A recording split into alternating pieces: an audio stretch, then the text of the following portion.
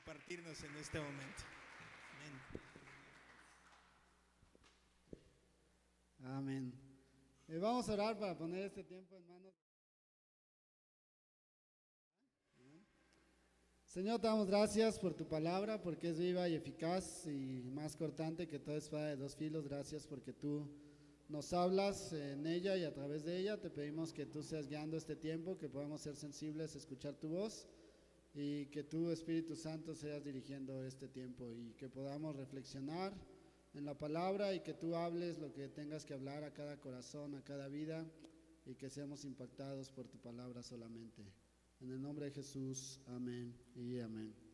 Amén. Pues es un gusto estar esta noche acá.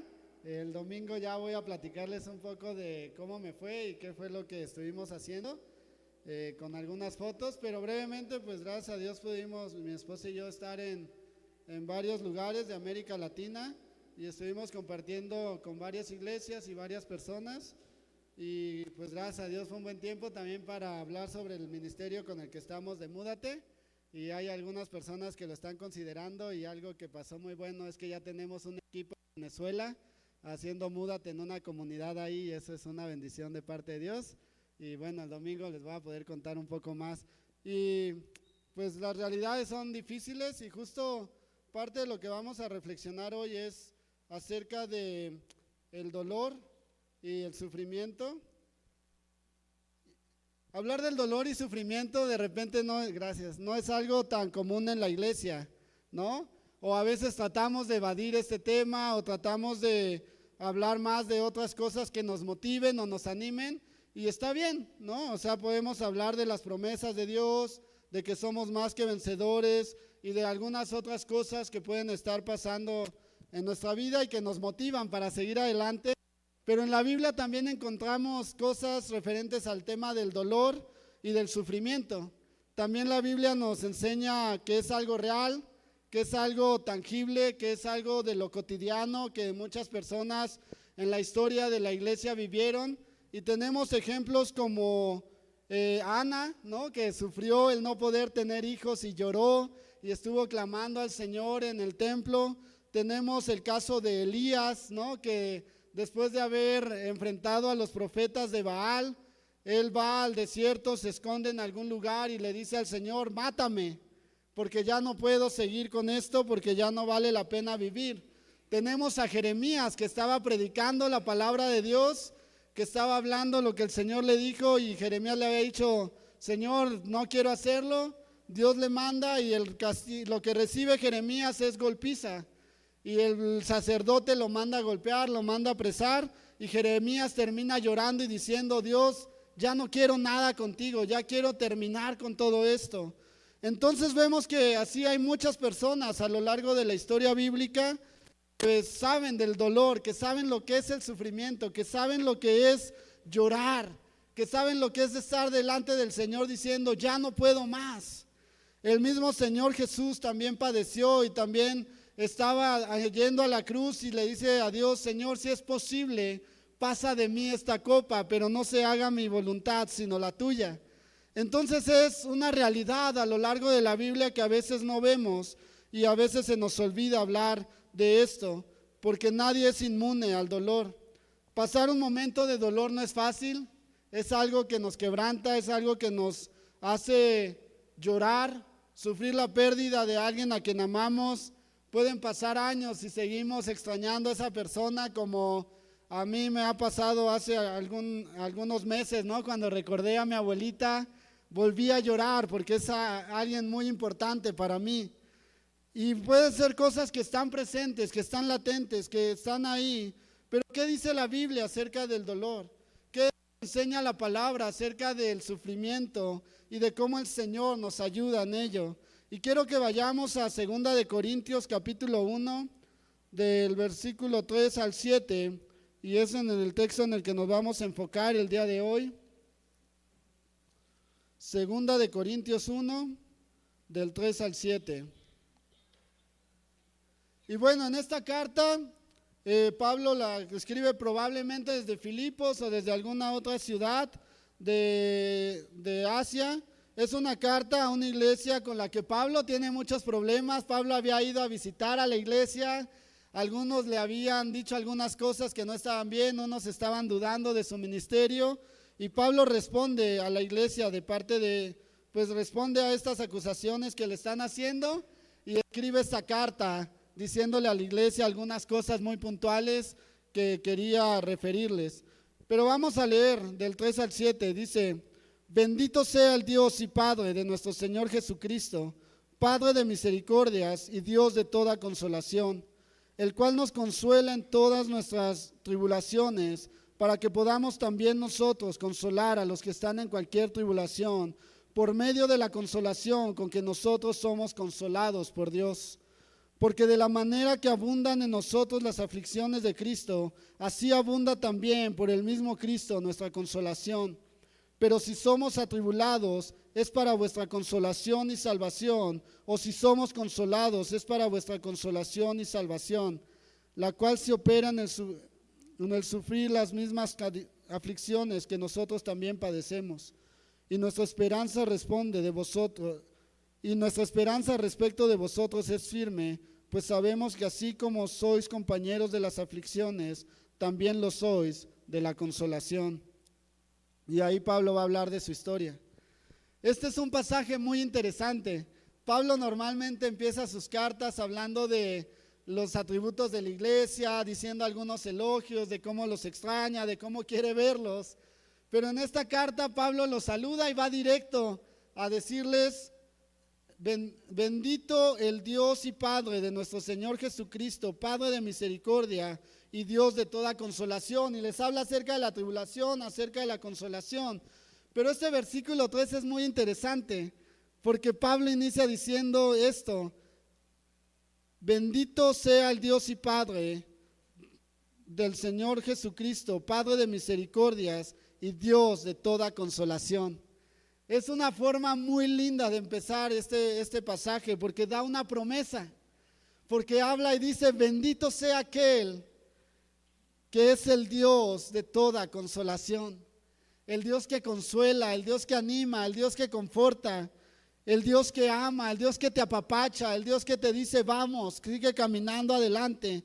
Entonces Pablo empieza este tema que va a hablar, que no es un tema fácil, que es un tema muy difícil, un tema que saca muchas emociones, que saca mucho de lo que está en nuestro corazón, que nos está hiriendo, pero Él nos pone algo para suavizar y nos dice: confíen. Él es el Dios de toda consolación. Él es el que tiene cuidado de ustedes. Él es el que está velando por ustedes. Y es así como empieza a escribir esto y empieza a hablar de la tribulación.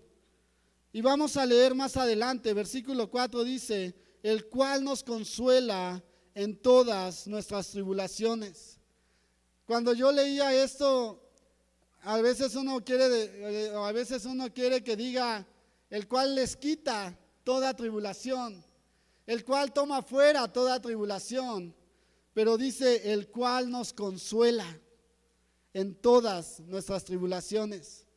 Pablo lo que está diciendo es: no, Dios no nos va a quitar la tribulación, Dios no la va a echar a un lado, pero Dios va a estar ahí para consolarnos. Si a Dios le place, Él lo puede hacer y puede quitarlo. Pero lo que Pablo está diciendo aquí: la tribulación existe, la tribulación está, la tribulación es algo que es parte de nuestra realidad, de la naturaleza caída, pero Él nos consuela, Él nos anima, Él está ahí para poder darnos un abrazo cuando lo necesitamos.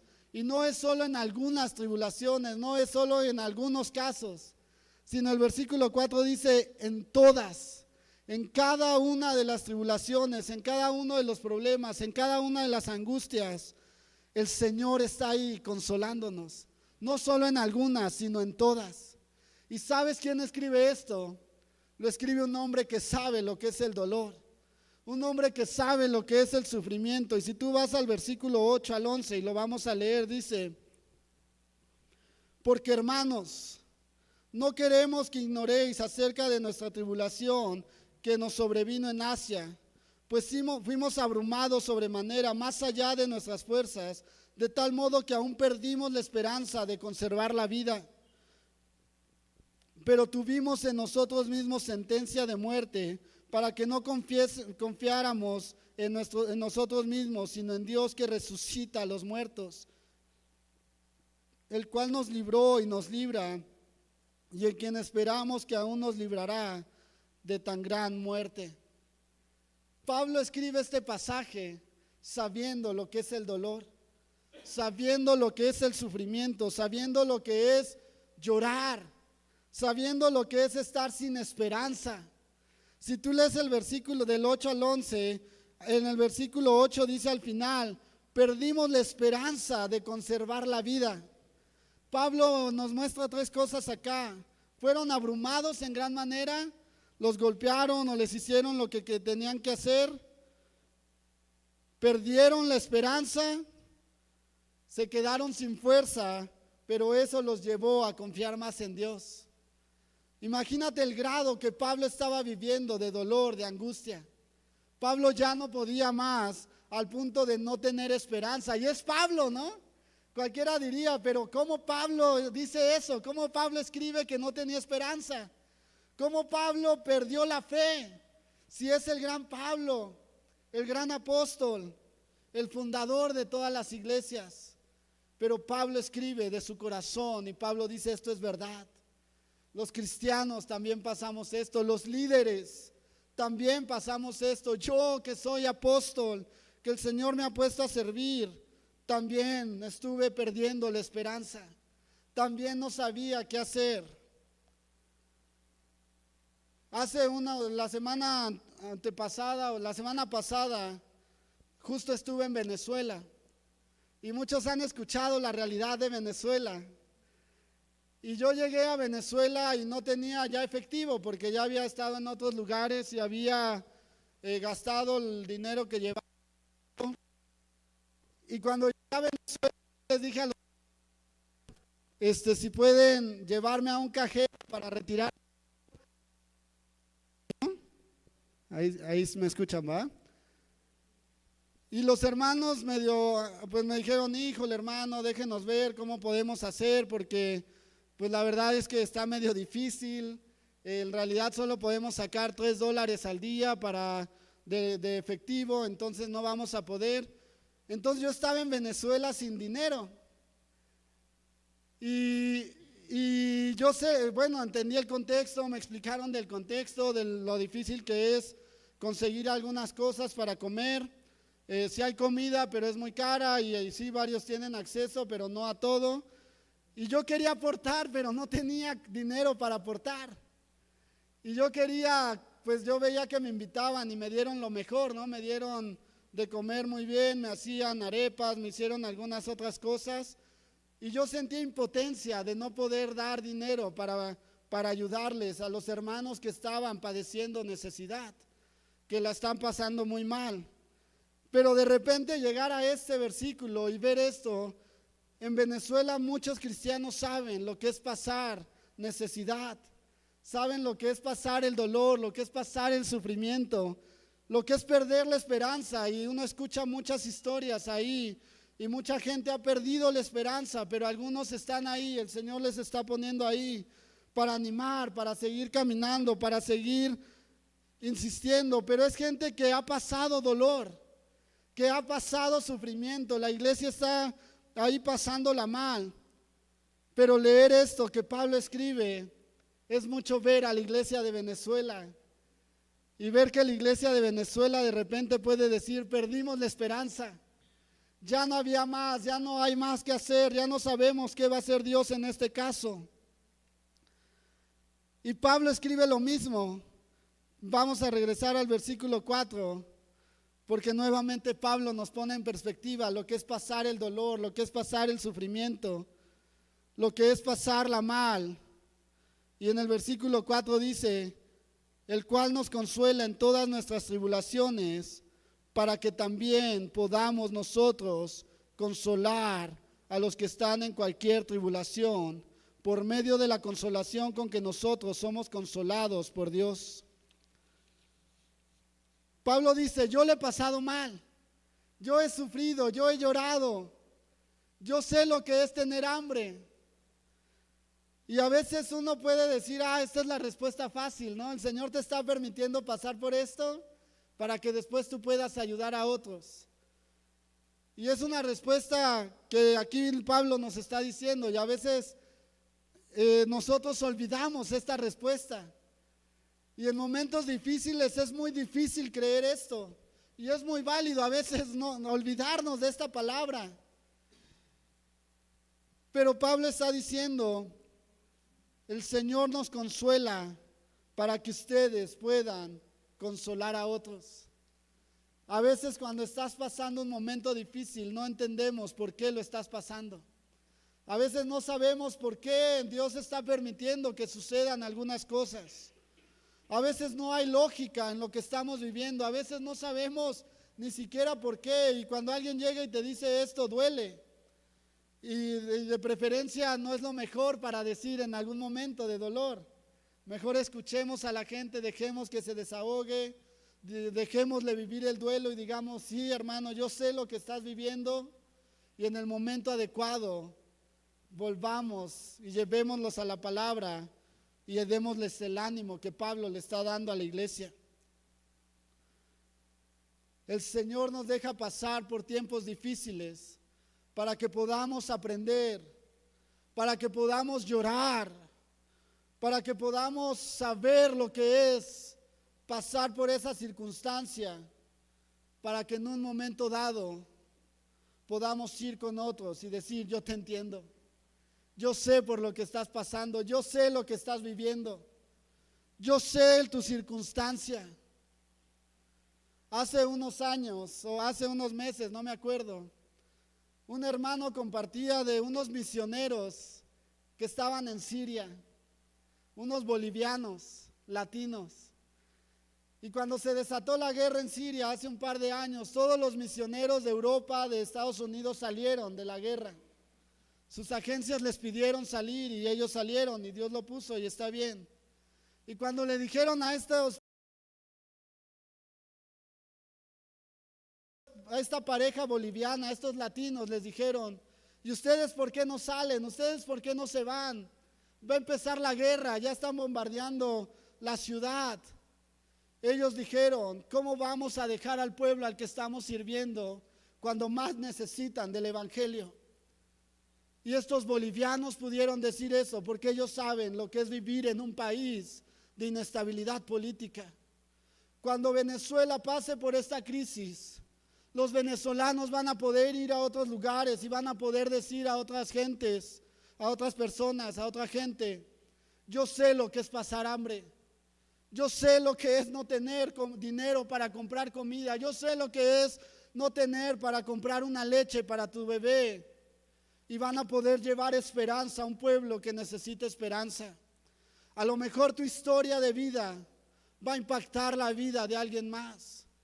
A lo mejor lo que te pasó en algún momento va a permitir que tú puedas hablar con alguien que está viviendo algo similar y le digas, yo sé lo que es pasar por ahí.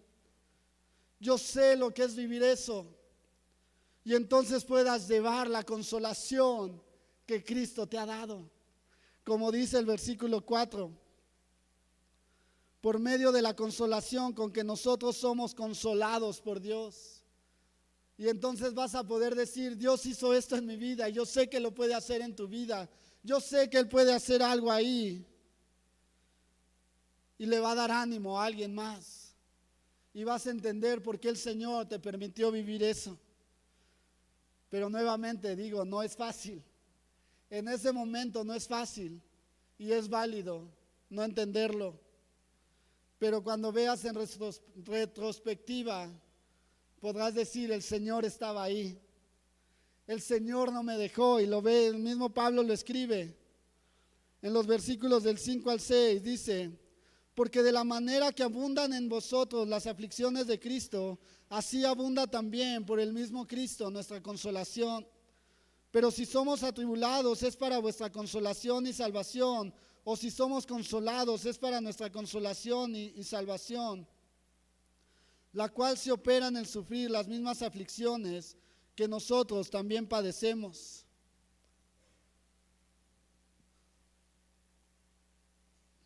Pasar por tribulación nos hace más dependientes de Dios.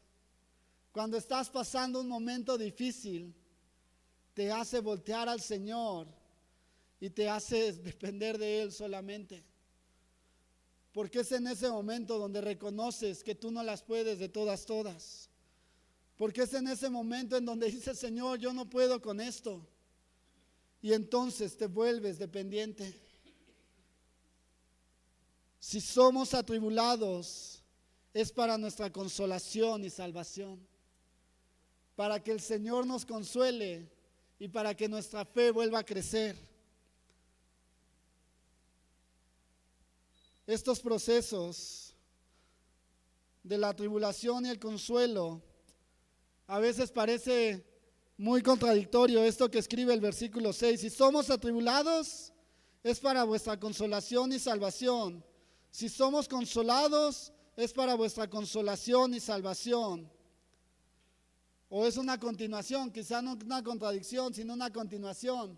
Si eres atribulado, si pasas dolor, si pasas angustia, es para que seas consolado y para que tu fe sea firme, para que seas salvo. Si eres consolado, no es para que te sientas bien nada más y ya, sino que también para que reafirmes tu fe y sigas adelante. Es ver a Cristo en medio de lo que está pasando. Es voltear y decir, el Señor estaba ahí cuando no tenía comida y me dio comida a través de esta persona. El Señor estaba ahí cuando todo parecía perdido y cuando no había esperanza. Ahí estaba el Señor, ahí estaba Cristo mismo en mi consolación, a través de una persona, a través de alguien más. Pero a veces nos encerramos en el dolor y nos quedamos ahí y no vemos más allá y no sabemos que el Señor está actuando. ¿Cuáles son tus lágrimas? ¿Cuáles son tus circunstancias? ¿Cuál es tu dolor? ¿Cuál es tu angustia? ¿Qué estás sufriendo? ¿Qué estás llorando? Deja que Cristo te consuele. Deja que Dios te consuele. Deja que sea Él quien te apapache y ya no luches más, ya no resistas más, ya no pelees más. Y corre a Él y dile, Señor, solo tú puedes hacer algo para cambiar esto. Y a veces Cristo, o a veces el consuelo de Dios, se muestra a través de otras personas. En el versículo 7 dice, nuestra esperanza respecto de vosotros es firme, pues sabemos que así como sois compañeros de las aflicciones, también lo sois de la consolación. El dolor, el sufrimiento, también nos acerca más a la comunidad y también nos hace caminar junto con otros. A veces esto hace falta, muchas veces en la iglesia, porque en la iglesia es muy difícil ser honesto y decir, hermano, así estoy, está pasando, esto estoy viviendo, porque siempre queremos dar una imagen, una máscara, una percha de estar bien, de estar a todo dar. Pero la aflicción y el dolor también nos hacen reconocer que somos humanos, que no podemos, que no somos superhéroes. Y que como Pablo podemos decir, hermano, en esta situación no tengo esperanza, no sé qué hacer, no sé para dónde ir, no sé qué decisión tomar, no sé qué va a pasar con mi familia, no sé qué va a pasar con mi hijo. Ayúdame a orar, ayúdame a buscar al Señor. Y eso nos acerca más como comunidad. Eso nos hace mejores cristianos, mejores creyentes y nos hace vivir de mejor manera. El amarás al Señor tu Dios como sobre todas las cosas y a tu prójimo como a ti mismo. Porque vamos a entender, porque vamos a ser más empáticos con los demás. Vamos a poder decir, yo también he estado ahí y también alguien más me ha dado la mano para salir adelante. Hace un par de meses hubo una reunión de algunos hermanos de acá de la iglesia, y en medio de todo lo que pasó fue muy especial poder escuchar que algunos abrieron su corazón y dijeron, estos últimos meses mi economía ha estado muy difícil. Y entonces algunos hermanos dijeron, vamos a hacer una ofrenda y vamos a ayudar a este hermano. Porque cuando pasamos momentos de dolor, quebranta nuestro orgullo, quebranta nuestro egocentrismo y nos hace depender de otros y nos hace voltear a otros y nos hace decir, hermano, necesito de tu ayuda, necesito que seas compañero en la aflicción, pero no para que te burles, no para que me juzgues, no para que me digas, ya ves, sabía que te iba a pasar porque andabas de pecador, yo te dije que te arrepintieras. Pablo dice, no, así como sois compañeros en la aflicción, también lo sois en la consolación. Vamos a decir lo que dice la Biblia, eso es inamovible, no vamos a dejar de hablar lo que la Escritura dice, pero que camino de vida, como dice algo allá adentro, sea una zona libre de juicio, y que aquí la gente pueda mostrarse vulnerable y pueda decir lo que está sufriendo, lo que está llorando, y entonces podamos caminar con ellos y podamos levantarlos y podamos decirle, el Señor está orando, el Señor te quiere consolar. A veces no es fácil este punto, pero cuando lo compartimos se libera una carga y entonces sabemos que no estamos solos. Que el Señor nos ayude a ser mejor comunidad y ser compañeros en las aflicciones, pero también en la consolación, en camino de vida. Porque encontrar esa gente que camina con uno en esos momentos es un regalo del Señor. Hace un par de años, cuando estaba sirviendo en El Salvador, yo estaba sirviendo, estaba haciendo ministerio, trabajando con estudiantes, pero me acuerdo que llegó un momento de estar ahí sirviendo en donde llegaron varias preguntas, y yo creo que ya he compartido esto, no me acuerdo, pero llegó una crisis de fe muy fuerte, en donde llegaron preguntas donde decía incluso, ¿será que Dios realmente existe? ¿Será que vale la pena haber dejado a mi familia? ¿Será que vale la pena trabajar y hacer todo esto? Y si Dios no existe, ¿qué tal? Y esto es una locura. ¿Qué sentido tendría? Y eso es algo bien duro. Cuando estás haciendo ministerio y cuando tienes una crisis así, te rompe todo tu esquema y te rompe todo por lo que estás haciendo, lo que tomaste ciertas decisiones. Pero saber que puede haber gente ahí que te dice, no, lo que estás haciendo vale la pena, no, que tú hayas venido a El Salvador, me ha hecho esto, me ha ayudado a esto, y a una gente a la que sirves, en esos momentos de crisis de fe, el Señor las usa para animarte, para consolarte y para decir vale la pena. Y el Señor a través de aquellos a los que servimos nos consuela y nos anima para seguir. ¿Cuáles son tus lágrimas? ¿Cuáles son tus tribulaciones? Yo te animaría a abrir tu corazón con gente de confianza y decirle, hermano, ora conmigo en esto, porque necesito a alguien que esté peleando conmigo en estas circunstancias. Vamos a orar. Señor, te damos gracias por tu palabra, porque es viva y eficaz. Gracias porque Pablo nos enseña a ser vulnerables, a no ser super cristianos que se la saben de todas, a no ser los santos que todo lo pueden y que todo lo hacen perfecto, sino a ser cristianos que a veces no oramos, que a veces tu palabra, como a mí me confrontaba el domingo cuando escuchaba la predicación del pastor y me hacía ver que he descuidado el tiempo de oración, que no camino solo, que necesito de otros y que no puedo hacer ministerio sin estar de rodillas. Señor, que podamos reconocer nuestras tribulaciones, nuestras angustias, que podamos ir con otros y decirle: hermano, ayúdame a orar en esto,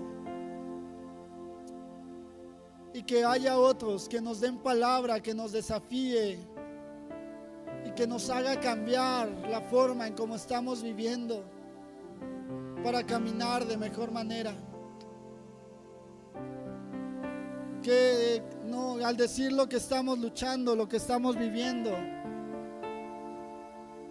Señor, tú nos guardes de que se abran críticas, de que se abran juicios, y que la iglesia sea un espacio seguro para aquellos que están pasándola mal, para aquellos que están teniendo crisis en su matrimonio y a veces no se abren porque tienen miedo de que les digan tantos años de ser cristiano, tantos años de estar ahí, que puedan saber que esas son mentiras del enemigo y que puedan abrir su corazón con gente de confianza en este lugar y decirle: hermano, mi matrimonio está en un momento crítico. Aquellos que no se han animado a abrirse, hoy el Señor les está dando una oportunidad para acercarse con alguien y ser honestos y decirles: necesitamos de tus oraciones. Aquellos que han callado alguna circunstancia de su familiar, de sus hijos, que les avergüenza, hoy el Señor les está animando para abrir ese tema con el pastor o con alguien, para que camine con ustedes y sepan que no están solos y puedan saber que el Señor les quiere consolar, que el Señor los quiere llevar a buenos pastos donde puedan descansar de esas cargas que han tenido por tantos años y que no han podido dejar delante de la cruz. ¿Qué cargas has llevado? ¿Qué cosas estás cargando? ¿Qué lágrimas no has soltado? Hoy puedes encontrar compañeros de aflicción, pero compañeros también de consolación. Señor, enséñanos a ser compañeros de consolación, que son fieles a tu palabra, pero que también tienen un corazón pastoral para cuidar, para seguir animando a la gente a seguir en tus caminos, siempre con fidelidad a tu palabra, sin quitarle ni ponerle a la escritura. Te pedimos todo esto en el nombre de Jesús. Amén y amén.